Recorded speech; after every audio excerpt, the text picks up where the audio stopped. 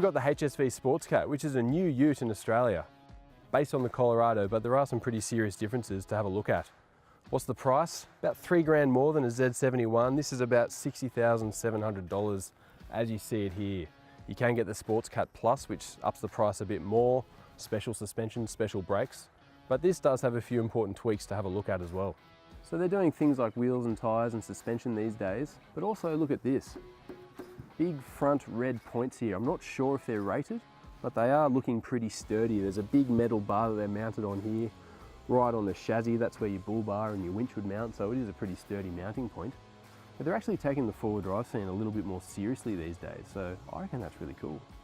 So in terms of driveline, this is pretty much the same as a Colorado. 2.8 litre diesel, 500 Newton meters with the auto, 440 with the manual. LSD in the rear, low range. It's geared quite nicely. But this is where the big changes are. This is a different wheel and tyre. It's a 285/60 R18, which is roughly a 32-inch tyre, mounted onto some really fancy black wheels here. And there is a bit of a suspension lift as well.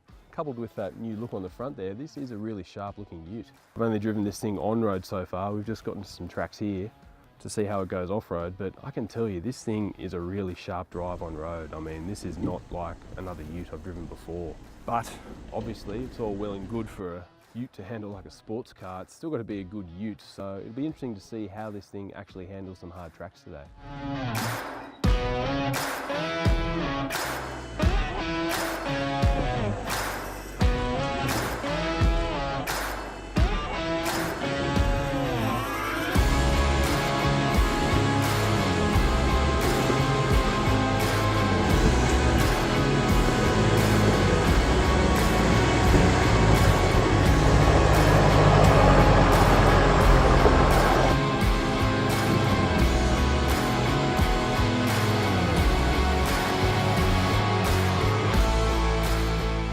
So I've been able to give this SportsCat a pretty good test off-road now, and I can tell you with these tyres, they're a little bit taller, they're a little bit wider, and these Cooper Xeons do give a lot better grip than say your normal garden variety four-wheel drive tyre.